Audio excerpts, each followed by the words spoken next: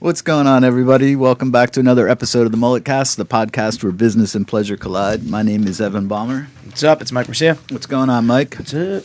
Mike, today we're joined by Jack Laird. Jack, most recently, is with Swagger and Blade, both in Wanamassa and Asbury Park. Right. Check them out online at swaggerandblade.com, on Instagram at swaggerandblade. Your personal Instagram is life beyond your _wildest. That's it. What's going on, Jack? Not much, man. How are you? All is well. Sweet. Just to let everyone know, you are, well, I don't know if you want me to give this out, but you're responsible for my fresh haircut today. Looks good. You know, it looks pretty good. Yeah. But something always happens to me. I don't know what it is. I'm like a child. Like, I don't know how to comb my hair. Like, you'll leave and it looks great, and then you can never redo it again. So part of this you're responsible for. Part is my own shortcomings as well. So. It's all about the blow dryer. That's man. Right. See, I don't take blow dryer skills. I don't take the time to do that. I've always been like a wash and go sort of. I spent like half my life with shaved heads, and then the other half I had really long hair, and then now I'm somewhere in between and never really know what to do. So I have a similar problem though. Anytime I get cut, it looks good after, and then I can never replicate exactly how it looks. Right. Well, next time you're in, I'll give you a little tutorial. I need the most basic, because I even notice like the first thing you do when I come in, you're like, all right, let me get this dude's part straightened out because it's a hot mess, right? So like I probably need how to comb your hair. Like we should come down and just learn how to comb hair, basically. Sure. You know, I need time. because people don't know how to do that. So one thing I find interesting about you is you did this later in life. So you were in sales for a long time. True story. So how'd you get into sales and what'd you do? Well, I went to college at Hofstra University, right, on Long Island, and I had always been into like the action sports world. You know, I was surfing, skating, snowboarding since I was real young, and trying to pursue a career in that. Right. So I actually went to school essentially because my dad said you got to go to school. I wanted to go and be a pro snowboarder. Okay. But I went out there and I started in like Hofstra has an art and music program called New College. Right. And I started in there, and somewhere midpoint I switched to business, and then decided, because I think I just wanted to make a lot of money. Right. Yeah. It's like an 18-year-old kid, like, this isn't going to make me any money at all. Right.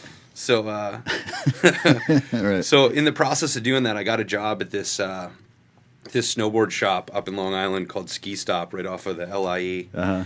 And I worked there for a little while, and the school thing wound up not working out for me. It just wasn't my gig, you know. So I came back here, back down to Point Pleasant, where I had grown up. Right. And I started working at Brave New World. No way. And bartending at night and doing whatever I could to make ends meet and go snowboarding, go on surf trips, do whatever I could. Right. And I met this local rep who repped Lost surfboards at the time. And I guess he had caught on to the fact that I have the gift of gab. Right. Right. And he's like, "Oh, why don't you come on the road with me and I'll teach you how to be a sales rep." Uh-huh. So I did that for a while, sub-repping underneath him. Essentially, we would call it count and fills, where I would go, and he worked for a sunglass line. I would go and count how many they had and how many they needed, and set the orders and things like that, and sort of learning that business. Gotcha. And then after a period of time, he'd picked up another couple of brands, and he gave me some of the brands that he had. That's cool. And I went out on the road on my own. And I had from Maryland to Maine. No way. So I was just on the road constantly. You know, young man's game for sure. There's a lot of territory. Right. A lot of territory. Going to different shops and hanging out with the guys in the town and trying to get some kind of brand awareness going by going out to, the bars or to, doing some kind of collaboration with a band or something along those lines. Right. So I did that for a while. And I built up a pretty solid group of principals that I was working for. Mm. And one of them was called Atwater, which was this relatively small kind of boutique brand that was created by the two original designers of Hurley. Right. Mm-hmm. This guy Dean and this guy Spides. And the two of them branched off from Hurley and started this thing and quickly gained momentum. And it got the SEMA, which is the Surf Industries Manufacturer Association, Breakthrough Brand of the Year. Wow. And we started blowing up. Long story short, we had a production partner, and there was a lawsuit, and this thing, that, and the other thing, because the production partner was taking away some of the money that essentially they were taking more of a percentage than they were supposed to. Gotcha. So we took them to court, and they said, yeah, no problem, but we have 45% creative control of the trademark. Wow. So you guys can't ship anything until this is rectified. Right. So that kind of killed that. So I moved to a couple other companies, Rusty. You know, I did a sandal brand called Free Waters, which was like a essentially every sandal that they sold would some of the proceeds would create water wells in Africa and places where they don't have them, right. Which was really cool to be in that kind of part of it. Sure.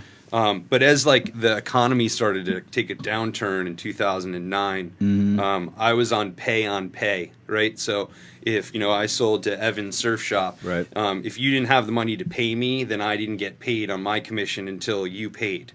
So these things were just backing up, and it was like across the board, because everybody was struggling. Right. So I started to kind of look into some other avenues, and right around that time.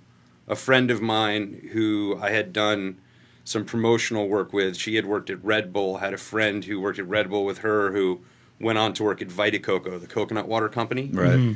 So he gave me a job as an area sales manager for them. Kind of, really, I think that was like luck or the grace of God or whatever you want to call it. Because I was interviewing like 5 other people that had these huge resumes in the beverage industry. Right. And it was right before Hurricane Sandy hit. Uh-huh. So when Hurricane Sandy hit, he called me afterwards. He's like, sorry, I haven't talked to you. My house got destroyed. No way. There's been 3 weeks since I've even been in there. All the other people that I was interviewing kind of got other jobs. So if you want the gig, it's yours. No way. There you go. Because I'm a guy with no college degree. That only real job I have is selling surfboards. Right. Right. But I got in with that and quickly moved my way up the ranks there, and then I actually went on to work at the Beverage Works afterwards, which is the distributor for Red Bull in the tri-state area, and then from there to buy that antioxidant water. Yeah. That was my most recent gig, and then they got bought by Snapple. Right.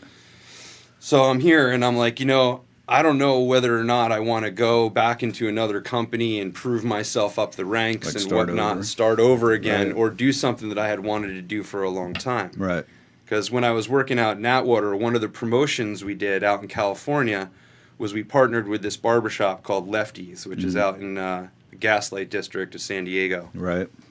And Lefty's this really cool guy. He's, a bunch of tattoos. He's got cash only tattooed on his knuckles. And he drives a 57 Chevy. And I'm like, this guy's rad. Right. I want to hang out with this dude, Right. So I got to talking with him a little bit and just asked him how he was able to, do the lifestyle that he's a part of. Surfing, snowboarding, the car culture, all the things that I've been into for my whole life. And he's like, man, I just cut hair. Like, I just show up and I cut hair. Right. So I kind of planted that seed. Wow. And when in the interim of the surfing career to the beverage career, I was bartending quite a bit. Where, around here? Yeah. I bartended at Watermark. Okay. I bartended at a place. I actually managed a place called Asbury Blues, which was like kind of a flash in the pan. It's where Barrio Castillo is now. Oh, really? So there, I met another guy named Dan Right. Clemone, who we call Bloody Fingers at the shop. Right. So I talked to Dan. I'm like, hey man, if this whole blues bar gig doesn't work out, I'm really thinking about just going to school and becoming an old school barber, this dude Lefty I met in California. Wow. So was this a blues music joint? Yeah. And I don't even remember that. Yeah. It was a real flash in the Was pan. it? This guy came into town and essentially got this bar and I think he had all the best intentions in the world. I think we all did, but just he didn't work out. Right. Yeah. Yeah. Probably because most of the people that listen to blues music in the area don't drink. Seriously, there's That's a lot of pretty older funny. guys, and they're like, "Oh, I have a ginger ale." I'm like, "Oh, this is gonna be a long night." Yeah, That's pretty funny. yep, That's some market research that needed to be done, man. for sure. That's for sure. hilarious. All right, so who's Dan exactly?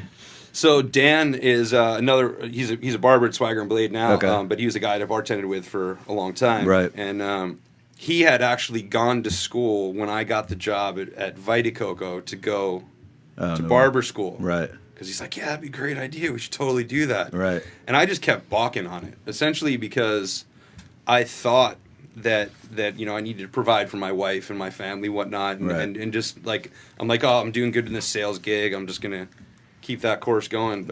but I absolutely hated it. Right. You know? Yeah. It's just something that was not, I don't know, like I've always been passion driven, you know, surfing, snowboarding, art, those kind of things. Right. That passion drives me. And like doing Excel spreadsheets and making somebody else millions of dollars wasn't really a passion of mine. Yeah. And then was it a grind, like driving around did you call on Oh, yeah. stores that yeah. carried the beverages and that kind of stuff? What I did mostly was like large format, what they call it. It's I was talking to Target and Walmart and Whole Foods and things like that, and trying to just vie for space. Right. Talk to them about what kind of promotions we had going on and what the margins were and why they should have us up front. And Right. just chatting up with all these store managers for a long time and making sure that the distributors were bringing the product there and setting it up properly. So I was going to see like 20 supermarkets a day. Wow. It wasn't that fun. No, I believe it's a lot. Right. It was a cool gig, but I don't regret anything in my life, but it wasn't what I wanted to do. Right. So when Buy got bought out by Snapple, I went in.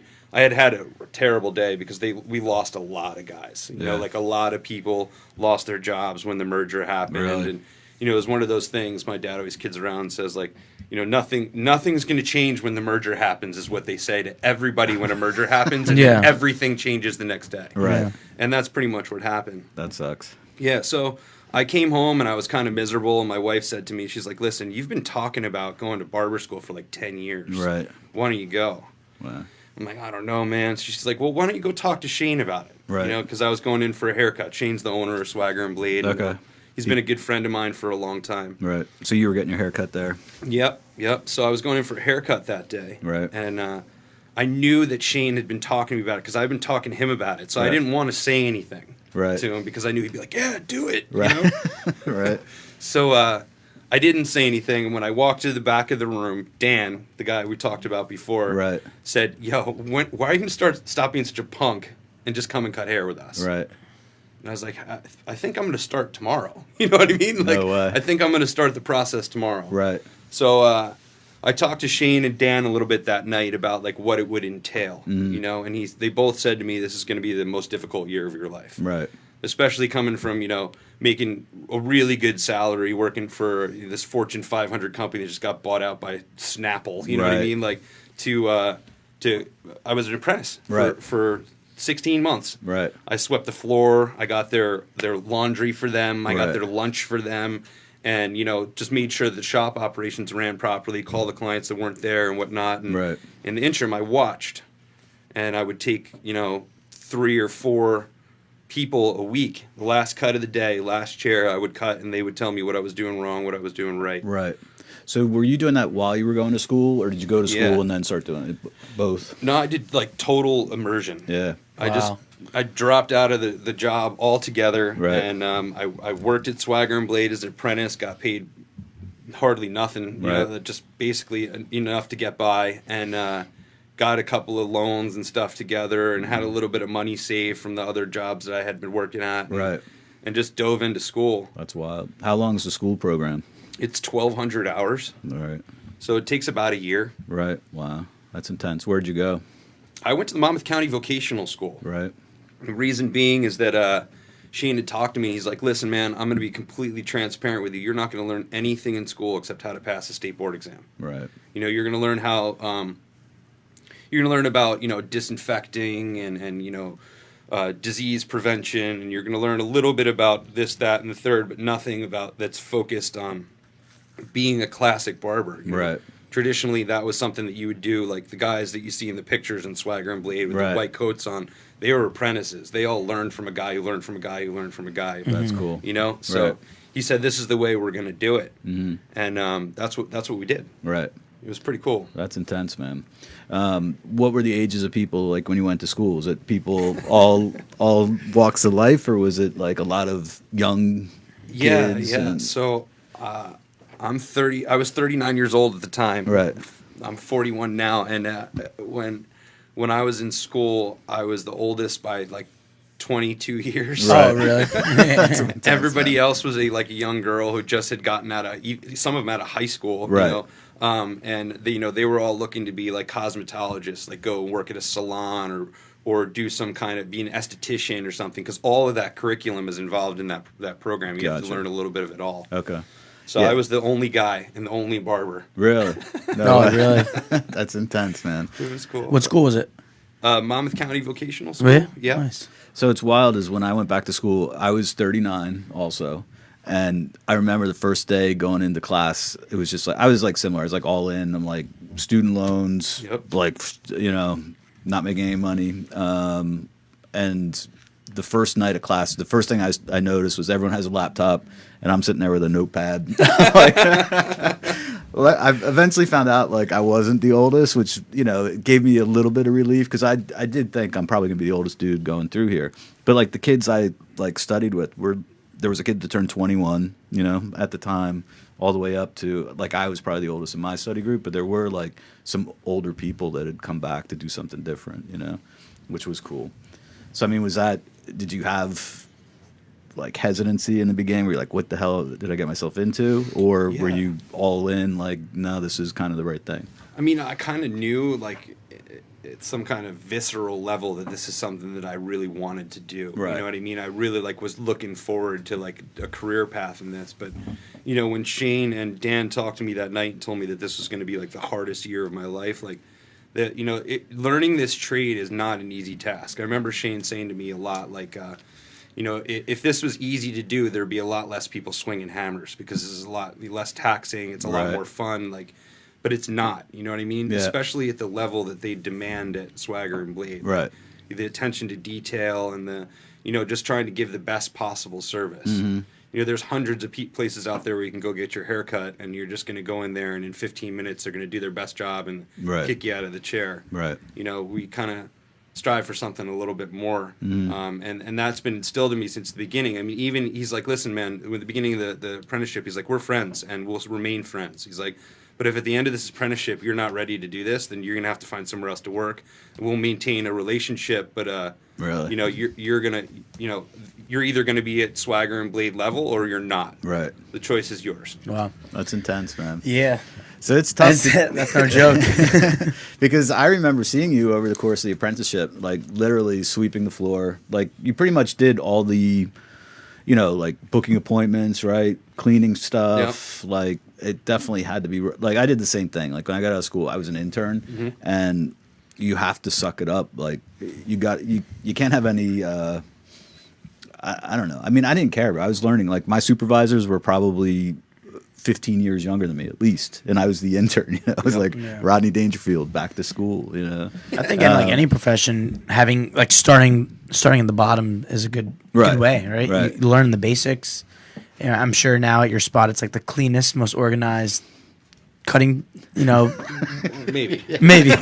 Well, you know what I'm saying. It's good, and also it's humbling. You learn from the beginning. That's the thing. You gotta be humble to do it, man. Absolutely. So I mean, you obviously had that because you survived it. Did you was it hard getting through it? Was it the hardest year of your life? It was pretty difficult. Yeah. It was definitely pretty difficult. It was just difficult to again, I went from making a good amount of money and being able to, live a certain lifestyle to essentially doing an internship. You know what I mean? Like I didn't get paid much. Right. Everything worked out. Like it was one of those things where I feel like, God just kind of blessed my journey and everything kind of worked out the way it was supposed to. Right. Everything wound up getting paid, but there was a tremendous amount of stress involved in that. I mean, Shane wouldn't be mad at me for saying this. So if you're watching, you said I could, but he was tough on me, because he said this. He said this to me many times. He was tough on me because he knew I was going to be good at it. Right. But I'm a little bit stubborn, and I'm like 39 years old, and I've done stuff already, and I'm sure it was very difficult to have me as an apprentice also. Right. But he was tough. I mean, I remember times where I would bring people in like a couple times a week, like I said, to do a cut. Right. And while the guy's in the chair, he'd be like, pull his ear down. He's like, there's a hair left behind his ear. If you ever do that again, just pack up your stuff and get out of here. Right. You know what I mean? Wow. Like he was tough on me. He was tough on all of us, every one of us. But every one of us. Speaking for myself, I'm super grateful for that because there's no way that I would have been able to get to where I am as a barber right now over the course of 2 years without that kind of like push. Right. You know what I mean? Like I needed to be that on point with Right. everything. Right. Were you ever tempted to like, come on, man, you know me, like cut this thing short, let me start working? Or there was just not going to happen. No, Yeah. Shane's not the kind of person that would entertain a conversation like that. Right, totally. You know, Yeah.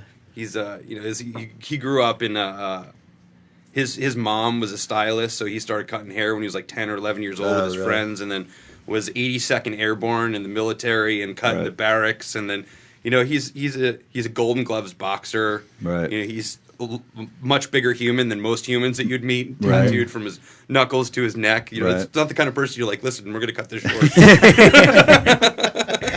Especially while there's a blade in his hand. Yeah, for sure. Yeah. So then how'd the process wind up for you? Oh, it was great, man. The whole journey was awesome. I just tried to really focus the entire time and just like enjoying the journey, like you said. You Right. know what I mean? Like, let's be humble. Let's figure this out. Let's do everything that you possibly can. And again, I just tried my hardest to watch YouTube videos and take education classes outside of school and follow these guys around and come in when I wasn't working and just watch and just Right. try to learn as much as I possibly could. And now on the other end of this, like, once I had gotten the nod from Shane that yeah, okay, you're ready. Right. I graduated school. I got that nod from Shane, and he put me on, like, it would be like hour off, right?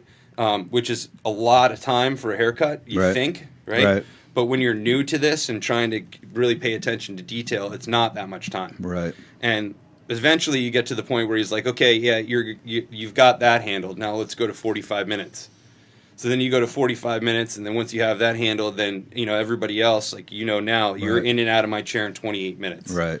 From consultation to the register is a half an hour, and then I have somebody else in my chair immediately afterwards. Right. So you don't really have that much room to go over. Right. So it's something that I learned through just trial and error, and then yeah, I absolutely love it now. Yeah. Like, this is a career path that I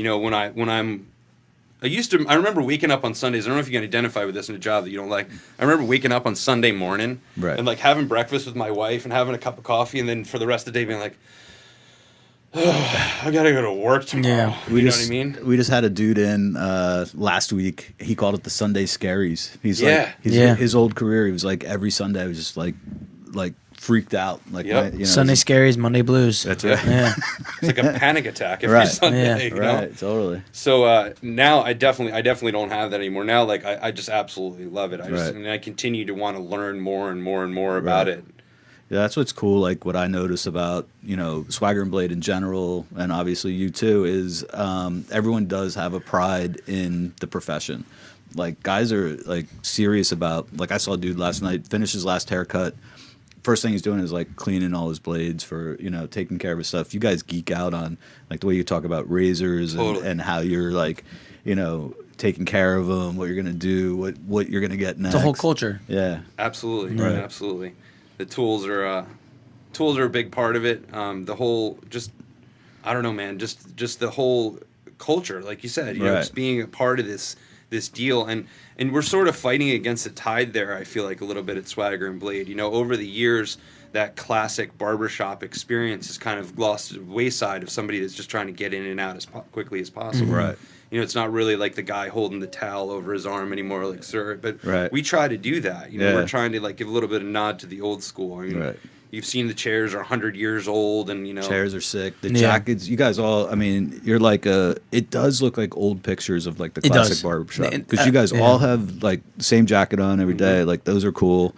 It's just a cool vibe all around. Those jackets are a pretty cool story, actually. The jackets were made by this guy, Satori and Villain. Okay. And we were following him on Instagram for a little while. Right. And we had reached out to him quite a few times. And he's actually a part of that classic barber culture thing also. Oh, really? To the tune that he won't even make you a jacket until he sees that your shop is in the line with what he's trying to do. That's cool, man. It's a rite of passage, right? Yeah, totally. So we sent him our measurements. Probably, I was still at the beginning of my apprenticeship. One of my first roles was to send him the measurements. Really? You know, and Shane's like, you can get the measurements, but you know, it doesn't mean that you have this job. Right. I'm like, okay, man. You know, it's just. I like really hope I do because these jackets are not cheap. You know what I mean? But eventually, he sent us the jackets, and you know, we sent him all the the vector files. And I heard a couple weeks ago you had Brett on, right? Yeah, and Humble Humans did all the vector files for us and stuff. Did they really? And we sent all that information. We have a good relationship with them. They're right upstairs from us. They're good dudes. Yeah, great dudes. And eventually we got the jackets, and now like. It's really cool, right? These jackets are custom fit to us, and they give a little bit of a nod to the old school. Yep. And I mean your logos and stuff are killer. Yep. They look really cool. Yeah, the Skull and Pompadour logo was made by Jake. Okay. Who's the guy who sits to my right at the Wanamassa shop, and then the other designs. Shane worked with some people in the beginning to do it, and then you notice we all have TCB on our. We actually all have it tattooed on us also somewhere. That's cool. Mine's on my hand. That's cool. But TCB is an Elvis thing, taking care of business in a flash. Yep. So we thought that'd be a cool thing to put on there, sort of. That is cool. Stays in line with what we're trying to do over there. That's awesome. Yeah, I'm a big fan of the TCB. And then my other favorite, like I remember, I had lived away for a while, and I remember on your website, my favorite was always like everyone's bio. It was like kind of like the old wanted poster, like wanted for like slaying haircuts and stuff like that. Like Exactly. Yeah. So the branding's awesome. Yeah. Yeah. And the shops themselves are like killer, like the Asbury, with the garage door that opens basically. They're both really cool. How many cuts do you do a day? Like a day like yesterday, if your last cut's at like 5:30, like how many are you doing in a typical day? Between like 15 and 22. Wow. So on Wednesday, Thursday, and Friday, I'm there for 12 hours. Really? Wednesday, I'm 6 to 6. Right. Thursday and Friday are pretty much 8 to 8. We take our first at 9, and then we end at 7:30. But we'll do 22 haircuts a day on those days. That's intense. Yeah. You tired after the end of it? I mean, like Absolutely. physically, like are your hands killing you? Not so much your hands. Yeah. When you learn how to cut properly, you learn how to do it so that it doesn't beat you up that much. Right. But I mean, standing on your feet for that amount of time and focusing on these little lines, that makes your eyes tired for sure. I believe it. Yeah, totally. That's insane. Dangerously dapper. All right, so we're checking out. Here's your bio. Your weapon of choice, is it pronounced Oster? Or Oster? Oster Model 10. Oster Model 10. That was one of the first clippers I ever had that probably needs to be updated now. I don't even use it Oh, anymore. really? All right, your getaway car, 70 Chevelle. Do you have a Chevelle? I do not. We were asked to put on like our dream our dream car. Like That's cool. Any car that if you could have a car right now, what would it be? And Right. that was the one that I chose. That is sweet. And you're wanted for murdering haircuts, slaying beard trims, igniting hot towel shaves, and leaving your victims' heads to do the talking. I like that. Who writes all the... Allegedly. Allegedly. Yeah, that's right. Totally. Who comes up with all the content? Who does that? Shane did a lot of that. I mean, I think he's worked with a bunch of other people over the years, Right. but a lot. I mean, the general vibe, the general direction that we were going in, that's all Shane's. Right. I mean, there's a couple of barber shops that definitely inspired him, and all of us still. There's one called Figueroa's, and there's one called Scorum. Scorum's probably the one that has one of the most influences on us. That's in Rotterdam. And they do they don't even allow women in the shop. I mean, we'll cut anybody. We don't care. Like, but this is like a men's specific old school barbershop that focused on the pompadour and the executive contour that you wear and like all these different, classic 1920s haircuts that from the 20s, 30s, 40s, 50s all the way to now. Right. They haven't changed. Yeah. They're staples. They're not going anywhere. Right. It's wild, as I almost feel like styles of like we're pulling from like some old school, 100%. Yeah. Like I mean, what do you think? Where did that trend come from? Like going back to some of the classics. Mad Men. Mad Don Men Draper. probably helped. It definitely helped. I mean, I don't think that any of those cuts really ever completely went away. Never went You know, away. there was like that old school Italian barber somewhere that was doing these cuts from back in the day, and that's what he knew. That was in his wheelhouse, and that's what he did. But you know, Shane always says, like, we like to do the haircuts that a guy can wear to work. Right. Yeah. You know what I mean? Like doing these hard, crisp, really urban lines that are like, you know, pushing back your hairline and stuff is not something that a CEO is going to walk into a business meeting with. Right. You know, but having a real clean, classic haircut where you can 100%. put a shirt and tie on and walk into a business room is something that we all kind of strive for. That's really where, I mean, we can do whatever it is that you'd like us to do. We're all pretty skilled barbers and can do whatever you know, kind of deal you want. But I think coming into Swagger and Blade, you already kind of have that idea in your head. Like you look at us and you see the clients that are in the chair. Like, I don't think you would come in there and want something all that crazy. Totally. I do want, because you guys have a poster that has the names of like some of the things. Like I just want to come in and say, give me the scumbag boogie. Yep. That's my favorite. Is that a That's name of one of them? Yeah. That's actually a Scorum poster that we were Oh, talking is it really? about. Yeah. That's cool. So that would be sweet. So have you connected with, what was the dude's name in San Diego? Lefty? No, I haven't connected with him. So you got to let that dude know. Let him know that did. he gave a nod in the right direction for sure. Yep. Yeah, you got to throw him an update out there. That's cool. Absolutely. The other thing I noticed about you, I mean, we are the MulletCast, so like business and pleasure and everything. You guys seem to have a lot of fun outside of work, even together as kind of the Swagger and Blade crew. Absolutely, 100%. I mean, one of the things that Shane's talked about often in the meetings we have, we meet pretty often and just talk about the direction we want to go in, whatever's coming up new, and you know, give each other a nod. Like we go through the whole room, and whoever's sitting to your right, you say something that you like inspires you about that person in our meetings. Oh, really? Like the whole Swagger and Blade deal is just based around culture. You know what I mean? Shane said he's like at this point I'm pretty convinced that I can make anybody a really efficient barber. Right. He's like, I would rather hire for personality and character than ability. He's like, there's a lot of people in this trade that come in with a tremendous amount of ego attached to them. He's like, I don't want that. I want you to be humble. I want you to work as an apprentice here and learn the vibe, like become a part of the family, like earn your chair. Right. Yeah. You know, because now we're all brothers. You know, now we've all gone through this process together. Right. We've all been told by Shane that we're never going to be a good barber. We've all, you know what I mean? We've all gone through it. You know, I think that kind of stems from Shane's military background a little bit. You know what I mean? Where he gives us all this real hard direction, like this is the way it's going to be. But you know, again, I'm thankful for it because I remember the first couple of weeks that I had my chair, like I was terrified. Right. You know what I mean? And like all these things that he told me, like just remember to check this, remember to check this, remember. I had all these things running through my head, and it got me through the haircuts. In the beginning, Wow. You know what I mean? Right. I see the line picture on the website. Yep. Kind of, you know, it's literally saying what you're saying right now. Yeah, absolutely. Yep.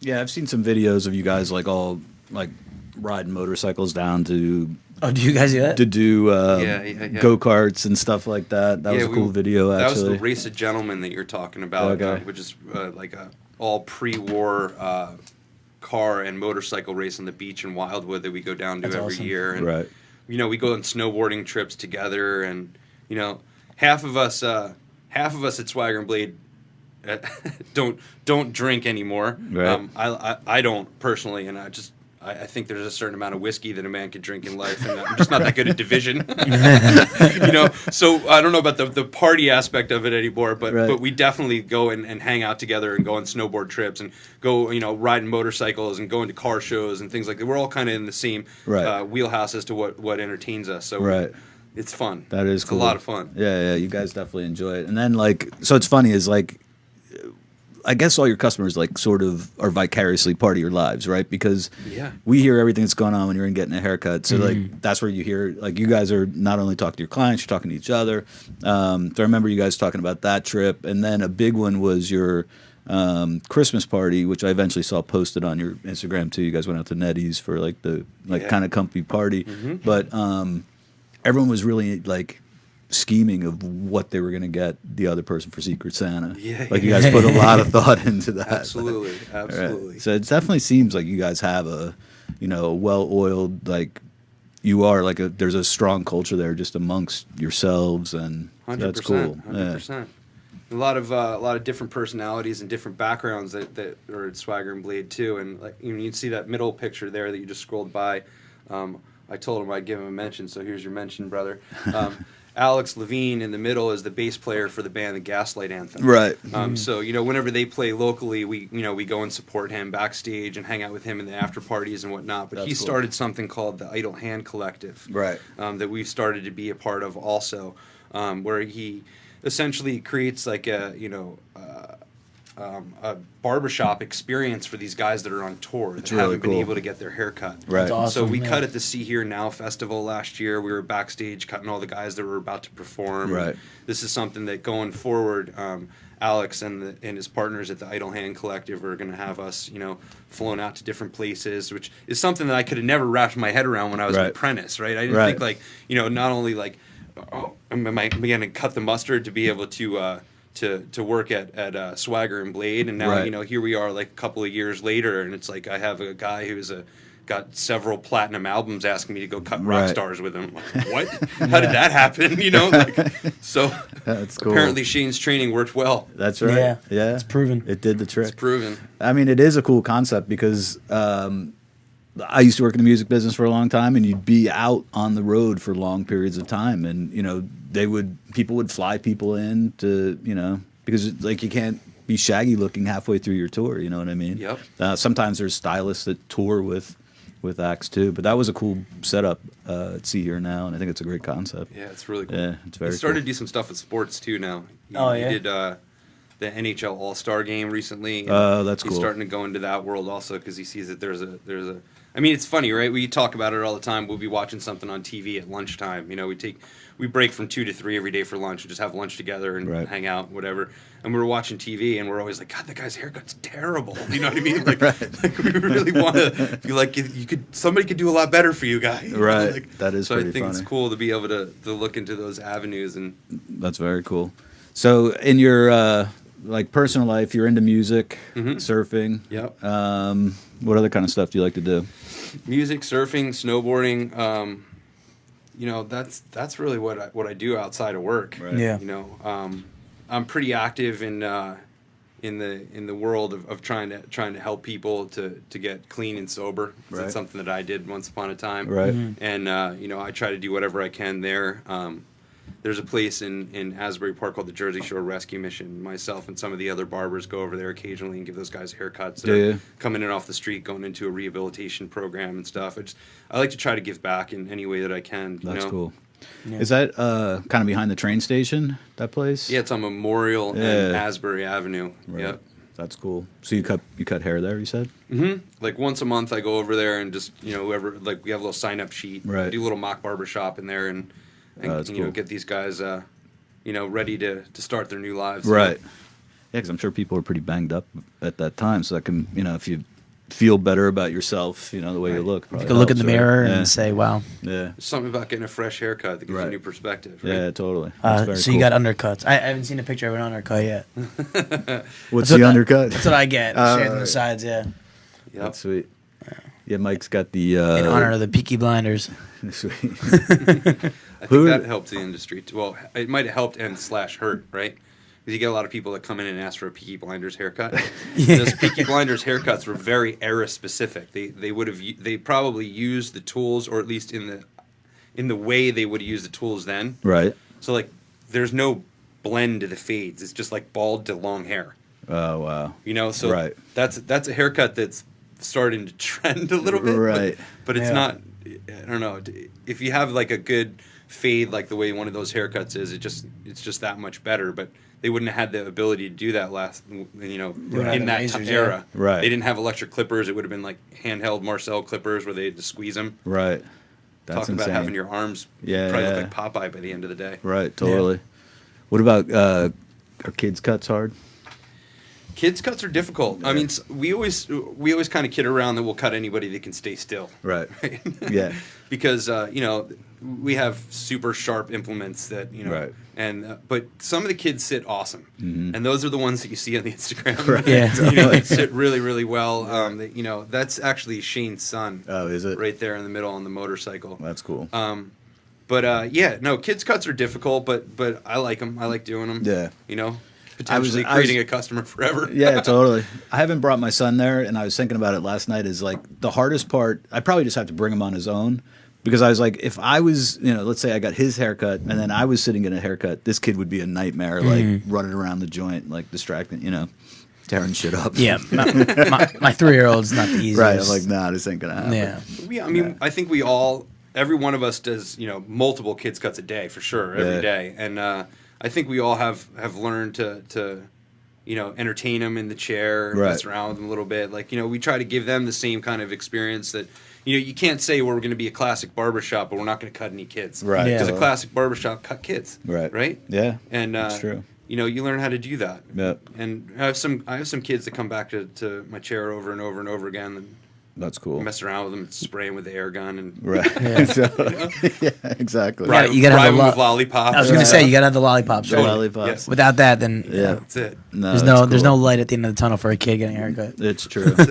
No, it's huge. Like the barber, like, it's one of the most important things in your life. Like, I've lived around different parts, and sometimes you venture out and like, like I went away to school. I'm like, I'm not going to be home for a long time. I got to get a haircut. So like, you try to do your research, you pop in somewhere, you get the worst haircut of your life. Like, I mean, it's tough. So Yeah. once you find a place, you latch onto it. Yeah. Absolutely. Yeah. That's cool. So you're happy, obviously, with the decision you made to get out of Oh yeah, I couldn't get be out of happier. sales and do what you wanted. I couldn't be happier, and there's a lot of opportunity like going forward beyond just I would be totally and completely content with just cutting in my own chair there at Swagger and Blade, but Shane has aspirations of all of us opening our own Swagger and Blade one day. Not so much as really? a franchise, but he said that he would never just have some random person be able to open a Swagger and Blade. That would mess up the brand integrity. He said, Right. but if it's somebody that worked with me for a period of time and prove their clout here, Right. then I would be more than happy to go into business with these guys and do everything I possibly can. That's killer. And I think that's in my long-term plan for Right. sure. The brand awareness and that we have now is like, there would be absolutely no reason to open another barbershop under another name. Like, No, totally. Yeah, you know what I yeah. mean? Like, Yeah. you say Swagger and Blade in Monmouth and Ocean County, like, either I've been there or I've heard about the Right. place. You know what I mean? Yeah. So I think that at least some of us are gonna, go in that path. That's killer. Are you still down in Point Pleasant? No, I live in Asbury Park. You live in I was there Asbury? for. I've been there for on and off for about 18 years. I went to Long Branch for a little while when I was commuting to the city because it was closer to the train. Right. But Okay. 18 years ago, I moved to Asbury. I was there for like 10 years, and my wife and I moved out for a little bit, and we've been back again for a little while Nice. now. Nice. That's cool. You surf in Asbury or you go other places? Yeah, I surf Asbury, Deal. Right. I'll go wherever. I don't really care. That's cool. You know. I did hear you talk about getting tattooed in Costa Rica. So you go down there to surf a little? Yeah. When I was working at Brave New World and bartending at the downtown cafe in Red Bank, Okay. I would basically just save up a whole bunch of money and then go away for a while. Right. And it was usually for about 30 days or something that I would go to, Costa Oh, that's Rica cool. or Puerto Rico, or I went to Spain and Portugal, all on surf trips. And when I went out to this place in Costa Rica, this is actually a great story for the party part of the deal. Yeah, right. If you've ever been to Costa Rica before, they have this liquor called guaro, right? Right. And guaro is just like fermented sugar cane. Essentially, it's like rum on steroids, Right, right. So we're up all night drinking guaro at this place, and my one buddy was like a little bit too drunk to walk back to the like hostel that we were staying in. Right. And he's a little guy. He only weighs about 100 pounds. You know what I No mean? way. So probably like 120 pounds at Right. the time. So I kind of like carried him.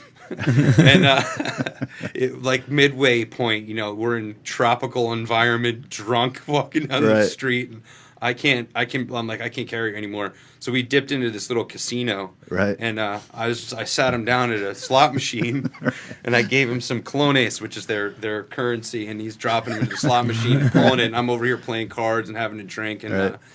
He winds up pulling it and winning. No way. So I don't remember exactly how much he won, but we eventually walked back over to where our little hostel was, and we woke up the next morning, and I had very little recollection of what had gone on the night Right. before.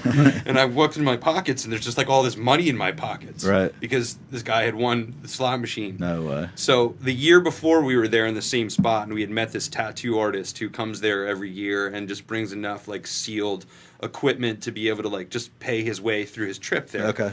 So I had run into him again. He's like, hey, man, at the end of your trip, if you want to get tattooed. This was like the day before we were leaving. It was like the 29th day. I think Right. we were going to the airport that night. And I just woke up that morning like, let's go get tattooed. Right. So we go to this place. It was called Pura Siesta, which means pure sleep. It's this bar, and we went into the back of the bar. Right. And this guy's got like this tattoo set up in No the back way. of this bar. And he tattooed the back of my legs. And, Right. I came back and got tested for everything. That I got tested I was gonna for. say. Like, that was pretty dumb. But we're all good. We're clear. We're Right. good. No problems. That's great, man. It's wild. Do you go to Electric Tattoo?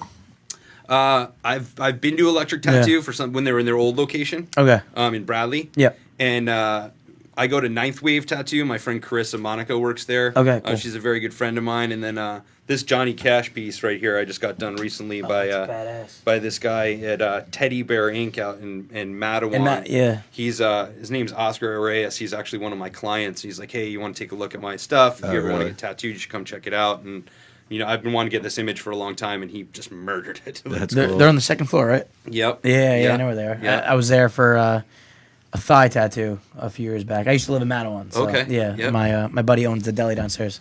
Okay. Yeah. Yeah. Nice. Yeah. Ask for Big Vin next time you're there. Okay. Yeah. All right.